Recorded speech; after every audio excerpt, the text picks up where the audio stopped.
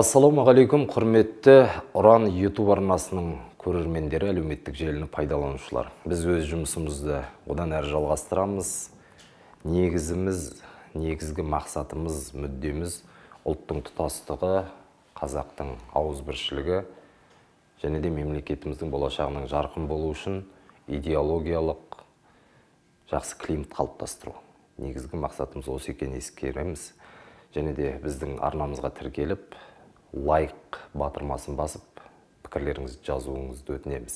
Ал енді бүгін бізде қонақта елімізге танымал бірінші кезекте заңгер деп айтамыз, екінші кезекте парламент мәжілісінің депутаты, өзіміздің жерлес ағамыз Абзал Құспан. Қош келдіңіз аға. Қош көрдік.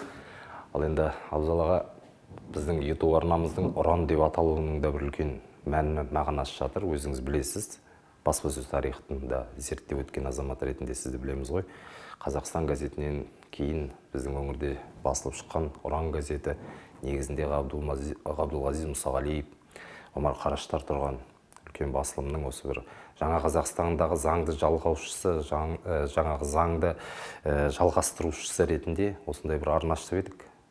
Енді көп жағдайда түрлі саланың мамандары келіп жатады, бірақ енді парламент мәжілісінің депутаты келген тек сізсіз, ең алғашқысы болып. Көп рахмет уақыт бөлгеніңізге. Бірінші сауалым, қалай депутат болған? Енді бір жылға жетер-жетпес уақыт болдыңыз. Әлде бұрынғы заңгерлік жұмысыңыз одан тыныштау ма еді? Мен өзімнің саламда жүрген адаммын. Бір ғана дипломым бар.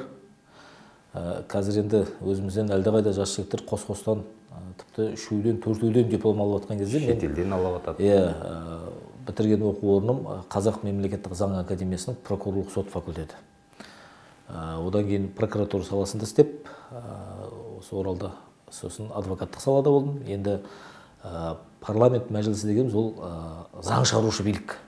Ал енді сол парламент мәжілісінде 7 комитет болатын болса, соның басты комитеттерінің бірі заңнама және сот құқықтық реформасы комитетіндемін. Ең негізгісі деп айтуға болады. Ең негізгісі осы комитет. Яғни мен өзімнің бір салада жүрген адаммын. Бұның маған қолайлы жағы сол, мен егер бұрын тәжірибеде жүріп, айыптау жағында болсам да, қорғау жағында болсам да, мына заңның шикі тұстарын көріп, байқап, неге олай, неге мынау сапасыз заңдар қабылданған деген мәселелермен бетпе-бет келіп жүрген адам ретінде мына мәжіліске барған кезде мен өзімнің ортама түскендігімді анық осылай айта аламын.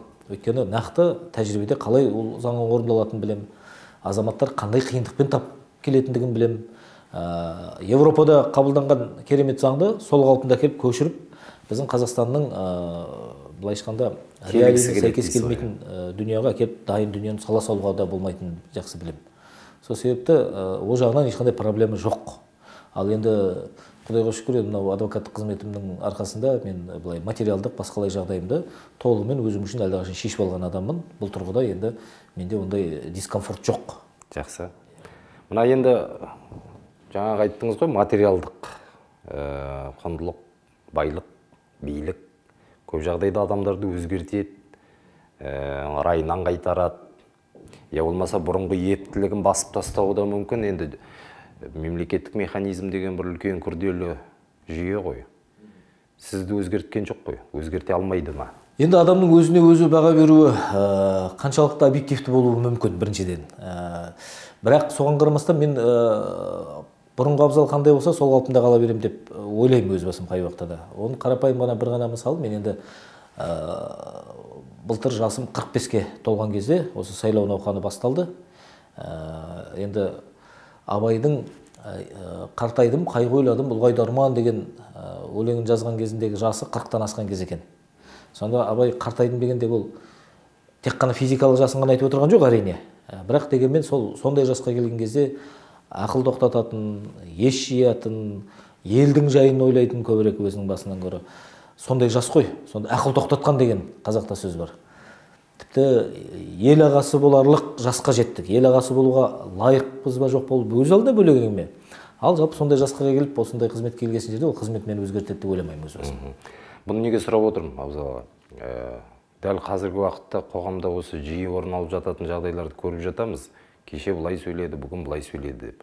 Ескі Қазақстанда былай едің, жаңа Қазақстанда басқаша сөйлеп отырсың. Кезінде жақсы араласқан, сол кездегі бір шашбауын көтеріп мақтаған адамдардың қазір даттап жатсың дегенде көп адамдарға сын айтылып жатады. Соны ескерейін деп. Себебі сіз қанды қаңтар болған кезде елмен жұртпен бірге болған адамсыз. Дәл қазіргі уақытта біздің көрермендеріміздің арасында да, әлеуметтік желі пайдаланушылардың арасында да сұрақ болуы мүмкін. Ертең осындай бір елдің арасынан шыққан азаматтарымызды бұл билік баурап алып, өзгертіп жібермей ме деген. Сол үшін қойып отырған. Жақсы. Бұл жалпы осыған байланысты бірден басын аша кетейін.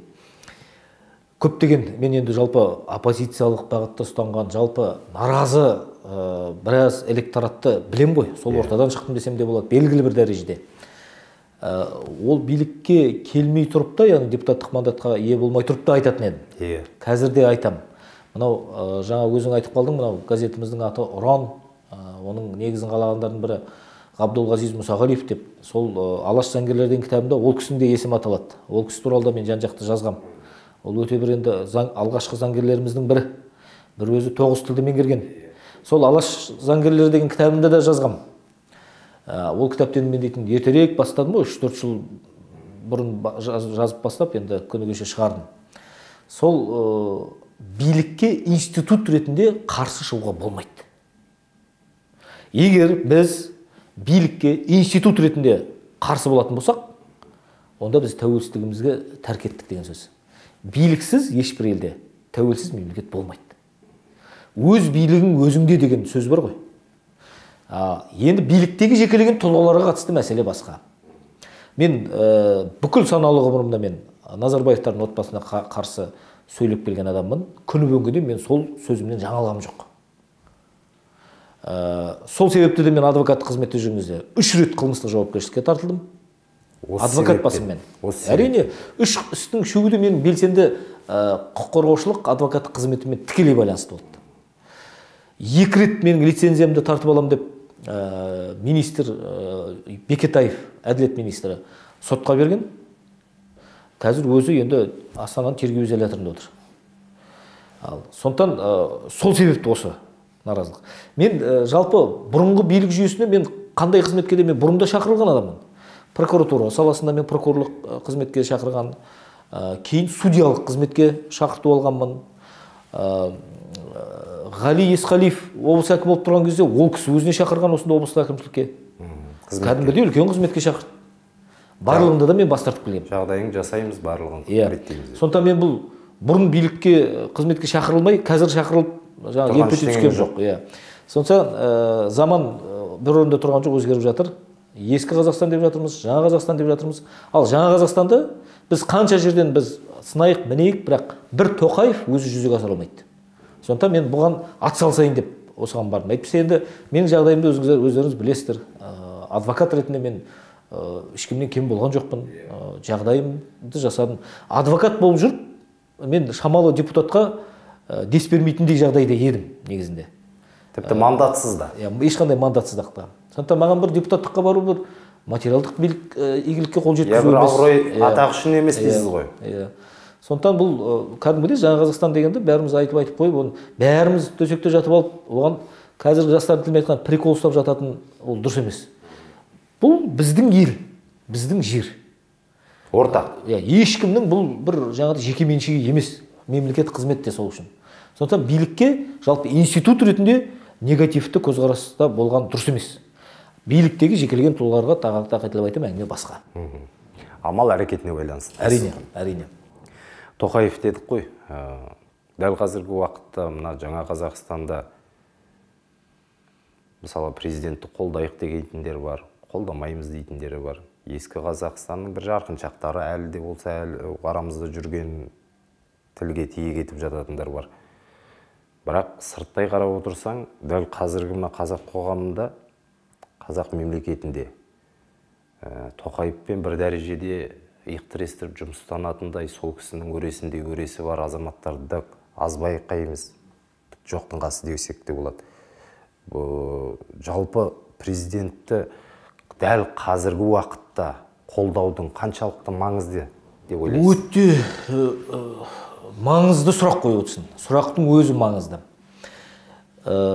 Жаңағы алдыңғы сұрақтың жалғасы десек те болады, айтылған сөздің. Маған талай азамат енді сынап та айтты, тікелей сұрақ та қойып, білейінші деп деген мақсатпен де сұрақ қойып айтты. Менің жауабым біреу. Қазақстанда дәл қазір екі-ақ билік бар, екі-ақ күш бар. Біреуі Назарбаев және оның отбасы, екіншісі қазіргі ресми билікте отырған Тоқаев. Үшінші, төртінші бізде таңдау дәл қазір жоқ, күш боларлықтай. Жекелеген өз алдына бөлек мықты азаматтар бар. Арман Шораевты мықты емес деп қалай айта аласың? Мұхтар Тайжан өзім жеке танитын мысал үшін. Ол да мықты азамат. Жанболат Мамай. Ол да, бірақ олар енді әділдігін айтуымыз керек қой. Дәл қазір үлкен күшке айналған жоқ қой. Иә. Мысалы үшін бүкіл халықтың бір енді сүйекті саяси тұлғаға айналған жоқ қой. Иә. Жекелеген тұлға болса да үлкен күшке айналған жоқ, көрдіңіз бе? Ұйым, оппозициялық болсын, басқа болсын маңызды емес. Сондықтан қазіргі таңда, сіз Тоқаевты қолдайсыз, ал Тоқаевқа қарсы боласыз ба, сіздің дауысыңыз автомат түрде ол Назарбаевтың пайдасына, соның копилкасына кетеді. Соның копилкасына түседі. Көрдіңіз бе? Сондықтан да мен осы нәрсені ұзақ ойландым. Әйтпесе билікке бір наразы адам ол мен. Жаңа айтып отырмын, басқасын айтпай қойын, басқа жағдайды айтпай қойын. 3 рет қылмыстық жауапкершілікке тартылып, 2 рет сотқа жіберіліп, енді қаңтар кезіндегі жағдайларды айтпай қойын. Осыны ұзақ ойланып, енді дәл қазір мінекей әрбір адам бір белгілі бір жауапкершілікті алып, өзінің иығына арқалайтын заман. Яғни біз оған демеу болуымыз. Жол айрықта тұрмыз қазір. Әлі ескі Қазақстан, біздің Оралдың халқы таза ғой. Оралда енді адамдар заңға кәдімгідей заңды сыйлайтын, құрметтейтін халық. Оның қарапайым дәлелі кешегі қаңтар. Қанды қаңтар. Бір терезе сынған. Дәлелдедік қой, көрсеттік қой. Өзіңіз болдыңыз басы. Сондықтан бұл жерде көп жағдайда мен оралдықтардың енді менталитетін, психологиясын жақсы білемін. Бұлар ойлайды енді билік Тоқаевқа келді, Тоқаев басқарып отыруға болды ғой деп ойлайды. Жоқ, ескі Қазақстан әлі кетпей жатыр. Олар әлі де болса өте күшті. Ауру қалса да әдет қалмайды деп. Одан басқа реваншистік көңіл күйде отыр. Және ол, кәдімгідей қайтадан осы билікке келеміз деген ниеттері бар. Оны енді жалпылама айтайын енді, бірақ негізі оған дұрыстап енді көзқарақты саясаттан хабары бар адам олар өздері де көріп отыр. Бірақ жалпы халық, мен енді елден іргемді ажырата қойғым жоқ қой, өзімнің ағайындарым бар, туысқандарым бар, дос жарандарым бар, соларды айтады, енді Тоқаевқа бердік қой билікті, істесін дейді. Мен айтамын, көмек керек. Халық болып, халықтың ішінен шыққан белсенді азаматтар болып, бәрібір өздерді атсалысу керек. Бірге істемесе болмайды бұл.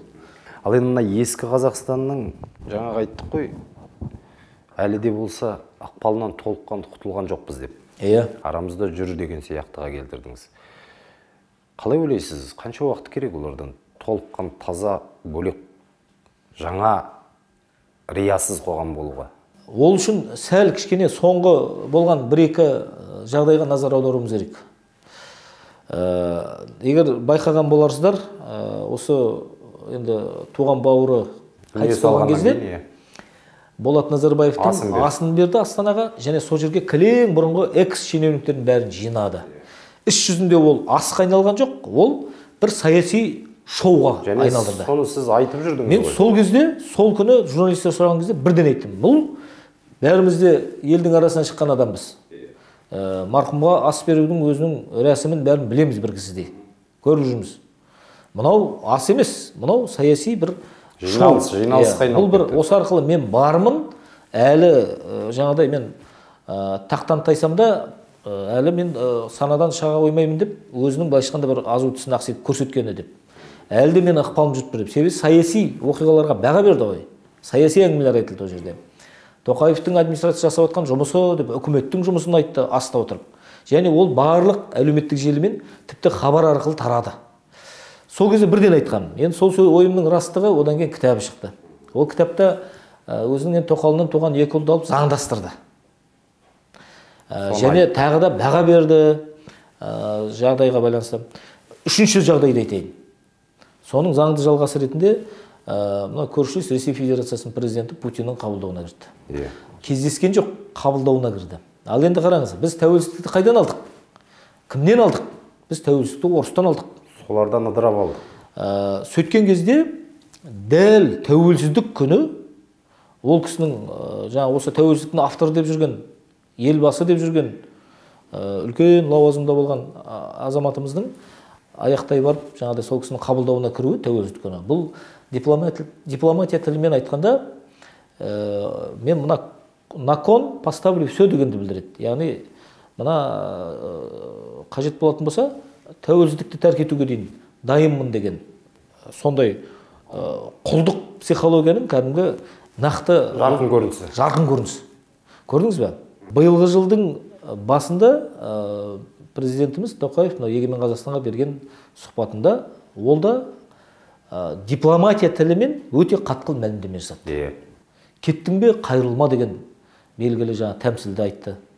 Бұның барлығы да негізі көп адамдарды ойландыру керек. Былайша айтқанда қазір мына екі күш өзара текетірестің бір шырқау шыңына жеткен сияқты. Менің өзім ойымша, менің бағалауымша осындай жағдайға келген сияқты. Өйткені бізге не маңызды ендігі жерде? Бізге маңызды тәуелсіздігімізді сақтап қалған маңызды. Бізге маңызды тіпті жекелеген адамдардың фамилиясы да емес. Яғни бұлардың текетіресі өзіне өзі. Елдің амандығы керек. Елдің амандығы. Сол себепті де әркім өзіне жаңадай таңдау жасау керек. Басқа үшінші, төртінші бізде нұсқа жоқ. Я Тоқаевты қолдаймыз, я тәуелсіздігімізді байшқанда саудаға саламыз.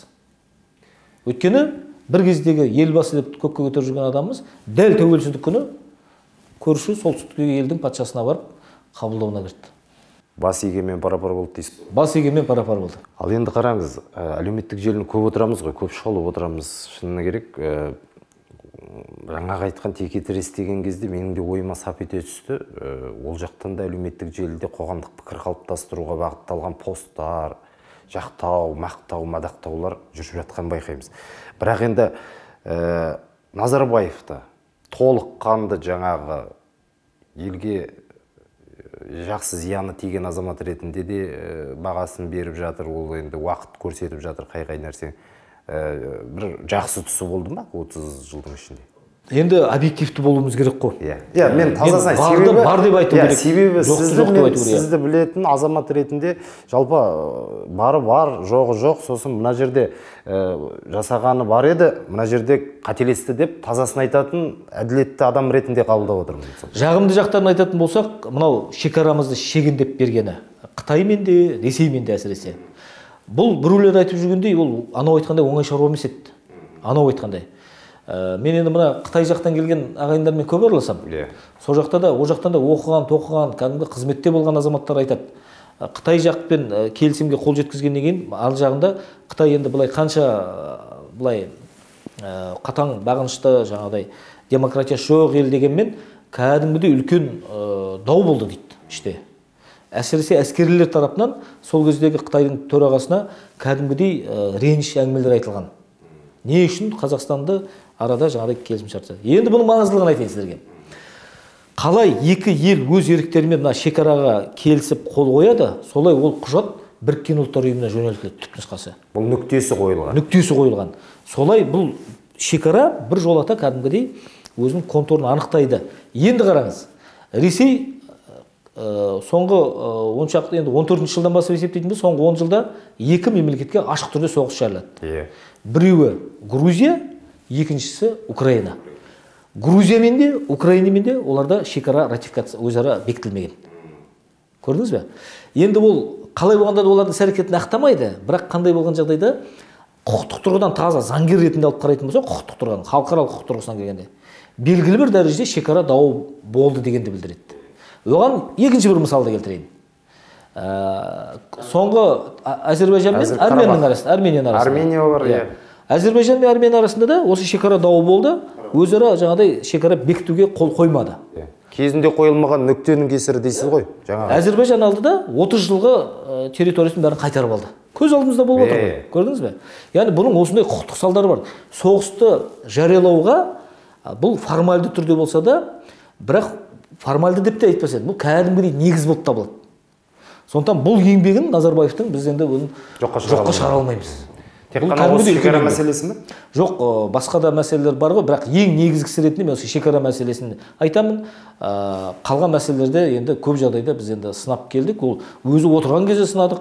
Сол үшін ғой басымызда. Әлі де айтып жүрміз дейсіз. Иә, соны айтамыз. Дұрыс, мен ойлаймын, жақсы жаңа әділетті бағасы беріліп жатыр сіздің әңгімеңізге байланысты айтып отырғаным. Ал енді жаңа Қазақстанға қайтып келейік. Жаңа Қазақстанның жаңа депутаттарысыздар. Былай қарап тұрсаңыз. Әділетті қоғам қалыптастырамыз, мемлекеттік қызметкерлер ашық және жариялы түрде қызмет ету керек деп президент Тоқаев айтып жатыр. Кей кезде мен ойлаймын, президент айтқан, президенттің жаңа реформалары, бастамалары көп жағдайда барлығы елдің елең еткізіп қызықтырады да, жүзеге асу барысында енді ол кісі әрбір өңірді, әрбір ауылды, ауданды қадағалап отыратын жағдай жоқ қой, физикалық тұрғыдан да басқадан да. Мына істі кей кезде оңдырмай отырған жергілікті атқарушы биліктер емес пе? Мысалға, президент жақсы бағыттарды беріп қою мүмкін, жүзеге асыру жағын, механизмін іске асыру бізде сәл кенжелеп кеткен жоқ па? Және сол әкеліп, сол президенттің абыройына ертең я нұқсан келтіреді, я оң жағынан болады. Иә. Бұл жерде мына нәрсені түсінуіміз қажет. Жалпы қиюы қашқан дүние көп. Неге? Себебі жүйесіздік бұл. Жүйесіздіктің салдарынан. Бізде бір 30 жыл бойға қалыптасқан жүйе бар. Кешегі тағы да президенттің мынау мақаласына назар аударғым келеді. Жалпы ол мақаланы оқу керек, оқыған кезде анау подтекст деген ұғым бар. Енді мынау журналистер, оның қауымы сіздер жақсы білесіздер. Подтекстке назар қоя отырып оқыса, қайта-қайта оқыса, көп нәрсе сол жерде түсінікті болады. Осы мақалада да атап өтілгенде жалпы қос билік деген қалыптасты деді. Алғаш рет айтты. Бұл осы кезге дейін жоқ деп келді ғой ресми түрде. Кеше президент нақты айтты. Иә, осындай 2019-дан бастап осы 2022 қаңтар оқиғасына дейін елде қос билік қалыптасқандай болды. Көп деген сол кезде мынау мемлекеттік қызметкерлер, үлкен лауазымдағы саяси қызметтегі азаматтар былайша айтқанда өзінің таңдауын жасай алмай қалды. Қайда бағынарларын білмей қалды. Естеріңізде болса, бір осы Шымкенттің болу керек, әкімін Тоқаев жаңадай адамын жіберді, Көшербаев болу керек, вице-премьер болып барып, алып тастап сөгіс беріп. Артынша бір жұма өтпей жатып, алдыда қайтадан тағайындап тастап. Нұрсұлтан Назарбаев өзі араласып, ол қайтадан қойғызып тастады. Көрдіңіз бе? Бұл жағдайдың салдары әлі де болады. Тағы айтылып айтамын. Біз қарапайым енді оралдықтар таза бір лас ойындардан алыс жатқан бір перифериядағы ел ғой өзімен өзі. Бізге түсіну қиындау.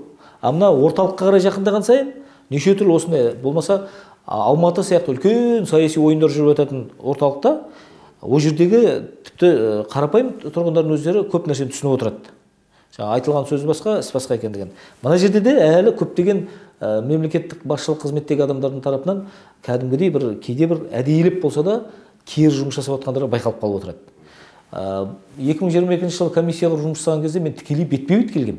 Тоқаевтың кәдімгі реформасына қарсы шыққан облыс прокурорында, облыстық ішкі істер департамент полициясының басшысында көргем көзіммен.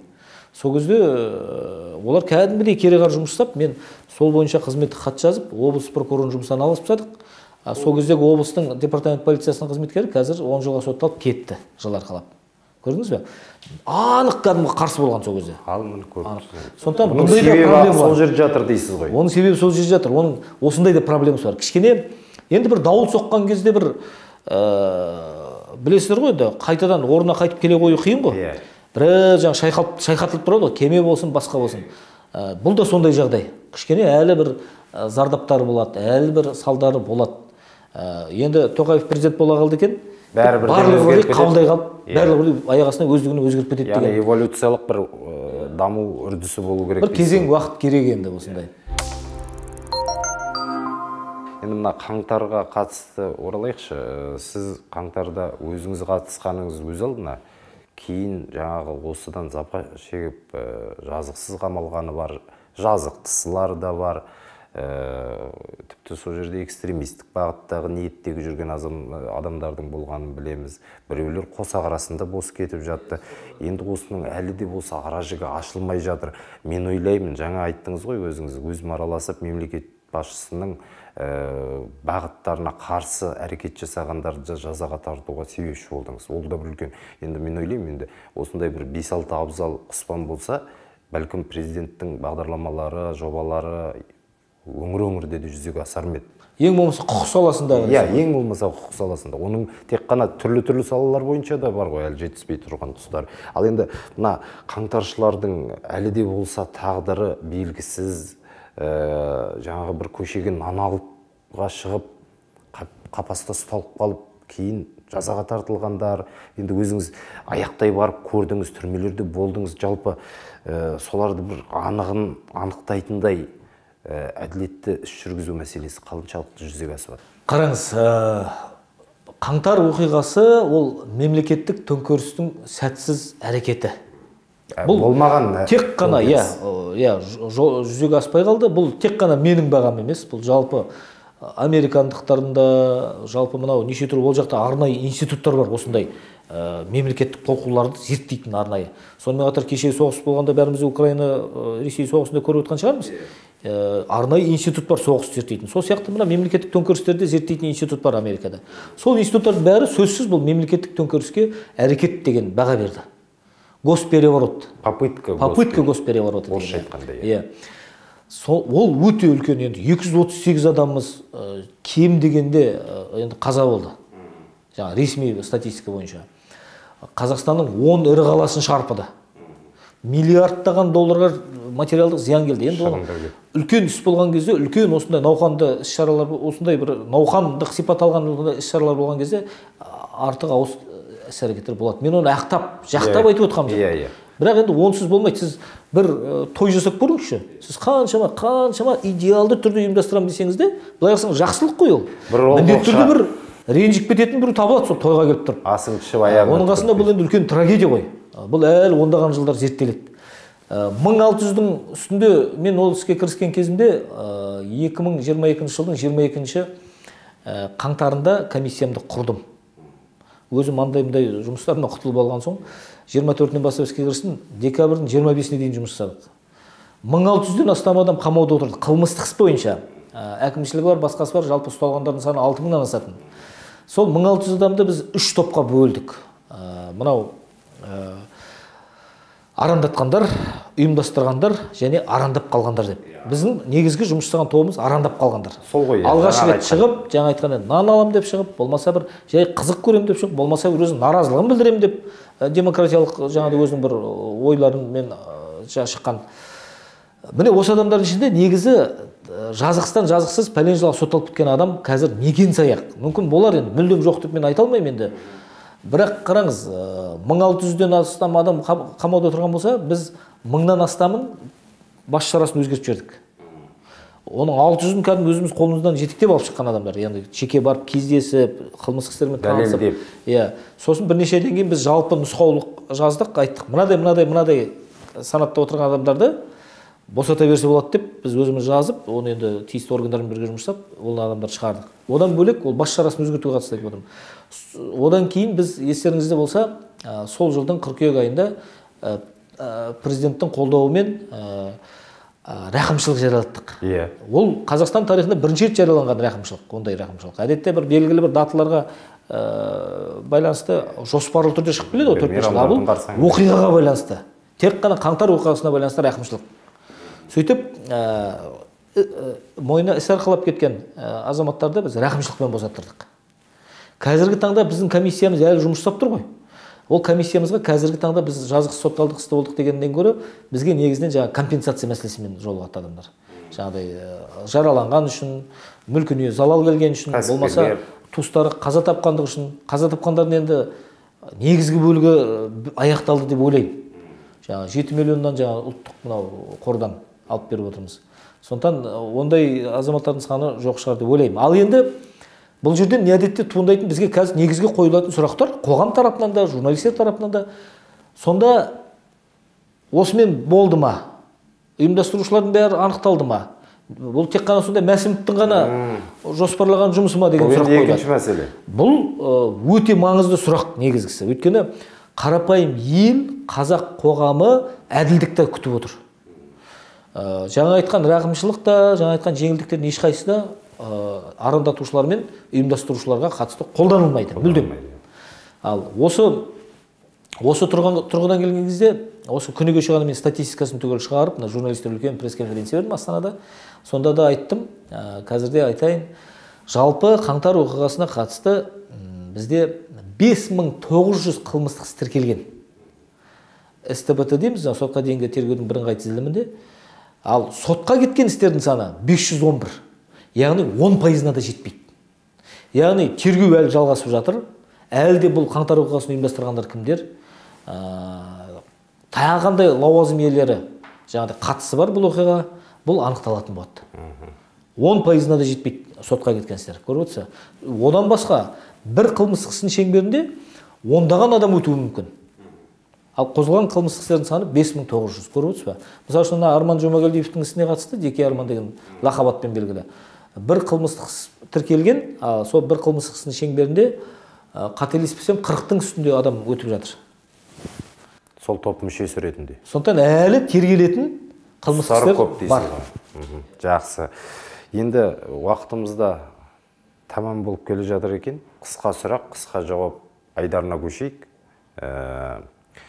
Абзал Құспан бастапқы кезде Батыс Қазақстан облысы Жаңақала ауданында туып, кейін заңгерлікке бет бұрып, оқуын оқып, адвокат болып, егер болмаған жағдайда деймін, немен айналысар еді?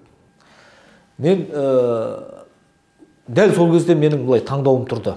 Ол 95-ші жыл болатын. 95-ші жыл енді ол кезді көрген тоқыраудың нағыз енді шегі ғой. Ақша жоқ. Менің әкем де, шешем де, мен баланың кенжесімін дейді. Ағаларым да, апаларым да бәрі де өте адал тұрып, адал жүретін адамдар. Мал бар. Малды сатайық десек, оны сатып алатын адам жоқ. Бәрі бартердің заманы. Сол кезде енді мен мұнда Жаңқаладан келген мына 11-ші мектеп бітірдім ғой, дарынды балаларға арналған. Енді сабағым бәрі жақсы. Бірақ тек қана Алматыға барам деймін. Ол кезде енді экзаменді тапсыруға сол университетке барасың ғой, жоғары оқу орнына. Сол кезде әкемнің атаған өгізі өтпей тұр. Сол кезде айттым, егер әйтеуір осы өгізді маған атадыңыз ғой, атадыңыз. Егер жолға ақша таба алмайтын болсам, Алматыға баруға, егер оқудан қалып қоятын болсам, келесі жыл мен оқуға бармаймын. Мен онда коммерциямен айналысам дедім. Саудамен. Саудамен. Ол кезде сауда, ол кезде бизнес деген ат қолданылмайды шыны керек. Яғни мен бір саудадан бастап бизнеске кеткен болар едім. Яғни заңгер болмағанда бизнеспен айналысып кәсіпкер бол. Жақсы. Ал енді мына біздер көп жағдайда жаңа айтамыз ғой, жаңа Қазақстанды құруда президент Тоқаевтың жанында шоғырлануымыз керек, бас біріктіруіміз керек, мүддеміз бір болу керек. Ол кісіге былай жалпақ тілмен айтқанда көмектесуіміз керек деп. Ал енді кей жағдайда қазір қоғамда әлеуметтік желіде соның ішінде көріп отырмыз. Мысалы ретінде айтайықшы, Мұхтар Мағауиннің сұхбатына қатысты. Біреу жерден алып жерге салып жатыр, үйдеді, бүйдеді деп. Былай қарап тұрсаңыз, елге қызмет еткен азамат, өзінің орны бар. Көзі түрі классик қой. Көзі түрі классик, қайда тұрса да өзі біледі, қай жерде жүрсе де аман болсын деген бір қазақылыққа салмай, соған бір өресі де жетпейтін, сол деңгейде жүрмеген адамдардың түрлі сан-жаққа таралған пікірлерін естігенде былай қарап тұрсаң, ай, сол біздің бас біріктіруіміз бүгін ертең болады ма деп ойлап қаламыз. Ал енді сондай бір жақсы классик, елге еңбегі сіңген азаматтарымызды мойындамау деген бұл қайдан шыққан әдет? Тәрбие ме, тәлім бе, не бұл? Бұл былай Бағдат. Жалпы, жаңа айттым ғой, бір қиюы қашқан дүние көп бізде. Ол тек қана билікті айтамыз ғой. Қоғамда оңып тұрған жоқ. Киноларға барып көріңіз қазір. Қазір киноларды көріңіз. Кинолары бөлек әңгіме. Ол да бір деңгей. Қазіргі болып жатқан неше түрлі концерттерді көріңіз көптеген. Енді айта берсем, қай салада да негізі қиюы қашып кеткен. Біз бәрібір бірігуіміз керек, жиналуымыз керек, түбі ел болуға ұмтылуымыз керек. Біз өмір бойы бұндай ел болған емеспіз, тиісінше бұндай болып қала да бермейміз. Дұрыс, Абай да айтады, сөз түзелді, ағайын сен де түзел дейді. Әуелі ауыздағы сөз түзелу керек. Не болса да елді бірлікке шақыруымыз керек, не болса да елді ынтымаққа шақыруымыз керек, не болса да дұрыс бағытқа үндеуіміз керек. Қандай, мен мына көптеген топта, көптеген ортада мен өзі мінезім демократ адаммын, қай ортада жүре берем, талай ортада мен әңгіме соғып жүрмін. Сол кезде де айтамын, іштей сезіп тұрсың ғой сен. біліп тұрсың ғой өзіңнің мына әрекетіңнің бүліншілікке әкеп соғатындығын, бұның түбі айналып келгенде өз елің зардап шегетіндігін деп. Сонда бұл жерде де осындай әңгіме. Негізі бәрібір біз бұған қарап үмітсіздікке салынбауымыз керек. Ал жалпы былай осы кері кеткен заманда, кішкене кері кетіп бара жатқан заманда осындай қиямпырыс, осындай әңгімелер, осындай іс-әрекеттер көбейе түседі. Ресейдің бағына туған талай орыс азаматтары «Прощай, немытая Россия, страна рабов, страна Господь» деп кетіп қалған жоқ па Ресейді тастап? Көрдіңіз бе? Содан кейін не болды? Бәріміз білеміз. Қаншама революция болды, қаншама қан төгістер болды. Біз ақылды адам өзгенің қателігінен сабақ алады. Біз осы Ресейдің осы тарихын қарауымыз керек, көршілес Қытайдың тарихын зерттеуіміз керек. Сосын ел болудың жолына түсуіміз керек, басқа жол жоқ. Ал енді жаңа айтылып отқан әңгімелерге қатысты қай заманда да оңай болмаған. Абайдың заманында Абайдың тұсына қазақ бәрі бас біріктірген жоқ. Бас біріктірмек түгілі сол шоқпармен ұрып басын жарып өлтіргісі келіп жүрген өзінің былайша айтқанда тобықтысы, алыстан келген жоқ, өзінің рулас ағайындары, былай қарасаңыз, көрдіңіз бе? Ол бола береді дейсіз ғой алдағы уақытта. Бола береді, бірақ оған қарап үмітсіздікке салынуға болмайды. Бұл бір кетіп бара жатқан көш. Иә, болмаса келісе беруге болмайды. Сол көшке сен мініп бірге ілесіп кеттің, иә, сол жаңа өзің кері кеткен әңгімеңмен жаңағыдай анаған да ренжіп, мынаған да ренжіп, ананы да сабап, мынаны да боқтап балағаттап, өзіңмен өзің күңкілдеп сол жерде қалдың. Бұл жерде басқа еш нәрсе емес. Сондықтан ел болам деген адам болмаса бір жақсы бір дұрыс мынау алдыңғы қатарлы ең болмаса өзіңнің отбасың, өзіңнің тума туысқанның қамы үшін сен болатын іске қарай ұмтылуың керек. Енді жаңағыдай 40 кісі бір жақ, 40 кісі бір жақ болып кер тартпа әңгімемен отыра беретін болсаң, ол қаласың да барасың, ешкім қайырылып келмейді. Үлкен көш ол үшін бұрылмайды кері. Мына бір бауырымыз қалып бара жатыр ғой деп. Сондықтан көштен қалмауымыз керек. Көштен қалма деген қазақтың сөзінің мағынасы негізі осы. Сондықтан Мұхтар Мағауин болатын елге болатын жаңағыдай осы алға ұмтылатын азаматтарға арнап айтып отыр өзінің сөзін. Сонда Мағауиннің көп сөзі бұл жерде дұрыс. Қазақтың қоғамының диагнозын дәл қойып айтып отыр. Ол ащы, ол көпшілікке ұнамайды. Әсіре діншілдерді сынап еді, бүкіл тіпті жай намаз оқып жүрген адамдарға дейін сөздің парқын түсінбей, барлығы өре-түре келіп кетті. Тікелей түсініп. Иә, тікелей қабылдап. Иә, енді жаңа айтып отырған Абайымыз да сол қазақтың мінін айтам деп қой, шоқпар жеп жүргені бастан ұрып. Иә, енді бір сауалмен тоқтатайық. Көп жағдайда енді жаңа айтамыз ғой, ұлттық мүдде жағы бізде қазір әлі де болса толыққанды қолға алынбай жүр. Тілді міндеттейтін заң жоқ. Тіл туралы заң бар да, ішіндегі 3 тармақтың ішінде тілді міндеттеп тұрған еш нәрсе жоқ. Осы орайда неге асықпай келе жатырмыз? Біреулер айтады, 30 жыл тарих үшін аз уақыт. Мемлекет әлі де болса алдағы уақытта бұл жаңа ұлттық мүддеге зейін қоятын болады. Бірақ дәл қазір бәлкім қажет емес болар деген сияқты да пікірлер айтады. Сіз қалай ойлайсыз жалпы мына тілдік мәселе? Мен енді тәжірибелі заңгермін, бірақ өзімді тәжірибелі саясаткермін деп айта алмаймын. Саясатты жасайтын жерге келгеніме әлі 1 жылда тола қойған жоқ. Сондықтан енді бір саяси бір қандай да бір болмасын себептері бар шығар, мен ол жағын терең біле бермеймін. Білетін нәрсемді білем деп айтамын, білмейтін нәрсемді білмеймін деп ашық мойындаймын. Ал заңдық жағын алып қарасақ, біз жасап жатқан жұмысымды айтайын өзімнің. Биылғы жылдан бастап мәжіліске заңдар қазақ тілінде қабылданатындығы туралы мен былтыр айттым. Ол үкіметтің арнайы қолында кәдімгі қағазы бар, қойған қолдары бар, тек мемлекеттік бекіткен мөрлері бар деген сияқты. Сон биылғы жылы әйтеуір өзімізден бастайықшы дедік. Жалпылама айта берсек, негізі кете береді. Сол қазақ тілінде заң қабылдаудан бастағалы жатырмыз, негізгі жұмысымызда. Болатын нәрсе ғой. Бұл кәдімгі үкіметтен 2 заңның жобасы қазір дайындалып жатыр, таза қазақ тілінде. Енді мен өзімнің қызметімді ұсындым, мәжіліске келгенге дейін тағы да бір 2 ортада комиссия құрайық. Шыққасын жерде ол сапалы шықсын. Ертең білесіз ғой енді, мына сөзді былай қолданып тұр, мынау жерде бір жергілікті бір мәні бар, мазмұны бар. Жергілікті бір не кіріп кетті, диалект кіріп кетті деген сияқты әңгіме болмас үшін әуелі бір комиссия құрайық деп, сол комиссиямен қарап алып, сосын барып мәжіліске енгізейік деп сондай ұсыныс жасадым. Одан қала берді. Мен өзім көтерген бір мәселе үкімет сағатында. Мынау жаңа айтқандай әкімшілік кодексте осы мемлекет тілге қатысты заң бұзылған жағдайда соны тексеретін арнайы орган жоқ. Сол себепті осы кезге дейін тәуелсіз Қазақстан тарихында мемлекет тараптан бірде-бір адам тіл заңнамасын бұзған үшін әкімшілік жауапкершілікке тартылған жоқ. Көрдіңіз бе? Арнайы орган болғанда әкімшілік кодексте жергілікті атқарушы органдар дей салған. Жергілікті атқарушы орган деген облыс әкімінен бастап ауылдық әкімге дейінгі адам. Енді өзіңіз көз алдыңызда елестетіп қараңызшы, облыс әкімі болмаса аудан әкімі немесе қаланың әкімі шығып алып тіл заңнамасын тексеріп, сосын сонымен хаттама толтырып жүрген қалай көз алдыңызға елестетесіз? Сондай нәрсе бөлек нақты уәкілетті орган анықтау керек деп отырмын. Бұл жұмыста жақын арада өзінің былай шешімін табу керек деп ойлаймын. Енді мен өзімнің қолымнан келетін қазіргі бастаған төбесі көрініп тұрған істерді айтып жатырмын. Сондықтан енді саяси жағын мен нақты біле бермеймін.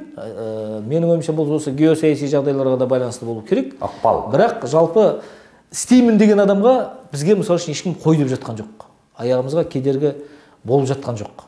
Яғни бұл жерде мәселе билік органдарындағы қазақ тілді азаматтардың үлес салмағы көбірек болу керек екен деген өз басым сондай қорытындыға келемін. Бұл менің өзімнің көргенім, түйгенім.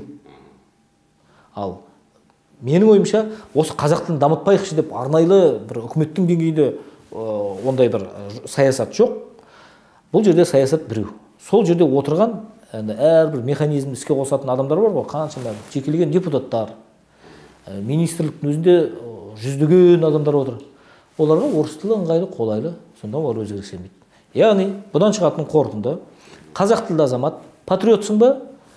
Шық, депутаттыққа түс, қызметке бар. Қазір көптеген кәсіпкер жолдастарым бар, мен министрлікке талай қызмет шақырылса да, айлығы аз, әңгімесі көп, елдің жаңағыдай құр әңгімесіне қалып жүремін. Маған керек емес, өмірі тыныш емес, таңертең жұмыста деп, кәсібің тыныш деп жүрген. Кәсібіңді таста, зона комфортынан шық, керісінше мемлекет қызметке бар, әкімшілікке бар қызметке. Сосын осы жұмыстарды өзің мойныңа жауапкершілік алып, өзің жасай баста. Деген мен өзім ойым, ұстанымым осындай болып тұр қазіргі таңда. Көп рахмет. Мен ойлаймын, сайлау кезінде осы 8-ші шақырылым аяқталып, 8-ші шақырылым басталғанда насихат жұмыстары жүрген кездерде дүйім жұрттың, соның ішінде ұлтжанды азаматтардың үміті сізде болды көп жағдайда. Себебі өзім қатарлас, ұлтқа қатысты әңгіме айта алатын тұшымды азаматтармен жиі араласам, сонда бір жасаса осы абзал тіл туралы заңға бір ықпал етіп, Құдай қаласа болашақта осы тіліміздің қазірде тұрған жері тым төмен деп айтпаймыз, бірақ одан да биік тұғырда болады деп сенім артқан еді. Шыны керек, сол сенім артқан азаматтардың өзі менмін. Мен ойлаймын, әлі де жасап жатқан сауапты істеріңіз көп қой, бірақ енді жаңа Қазақстанның дәуірінде мемлекеттік тілге үлкен мәртебе алып, оны міндеттейтін заң қабылдауға ықпал етсеңіз, сіздің атыңыз жаһаншы атамыздың атындай тарихта қалады деген ойым бар. Әумин, айтқаныңыз келсін. Еліміз аман болсын, жұртымыз тыныш болсын, отбасыңыз берекелі болсын. Мен ойлаймын, Алаштың азаматтары сізге дегенде жүрегі, ниеті бөлек, жаңағы тілеулес, осы абыройыңыз сіздің асқақтай берсін, әлі де үлкен бір мемлекеттік тұтқаны, тізгінді ұстайтын дәрежеге жеткізсін. Себебі сіз ұлық болсаң кішік бол деген позицияны ұмытпаған адамсыз деп есептеймін, және де сенемін соған. Жұмысыңызға сәттілік. Рахмет. Бастысы ел аман болсын. Ел аман, жұрт тыныш болса, барлығы да орнына келеді деп ойлаймын. Уақыт бөліп келгеніңізге рахмет. Құрметті Ұран YouTube арнасының көрермендері, бүгін жақсы әңгіме болды, жақсы сұхбат болды деп есептейміз. Тұңғыш рет біздің YouTube арнамызға Қазақстан Республикасы парламенті мәжілісінің депутаты, ұлт жанашыры, заңгер Абзал Құспан ағамыз келді. Осы өңірге жасаған жұмыс сапары барысында жаңағы тығыз оның жұмыс кестесінен өтініп сұрап, осында сұхбатқа шақырған едік. Уақытын бөліп келді. Бұл да бір үлкен ағамыздың елдік мәселеде ортақ екенімізді білдіретіннің айшықты көрінісі. Аман болайық, елдің тұтастығы, жұрттың ауызбіршілігі жасай берсін.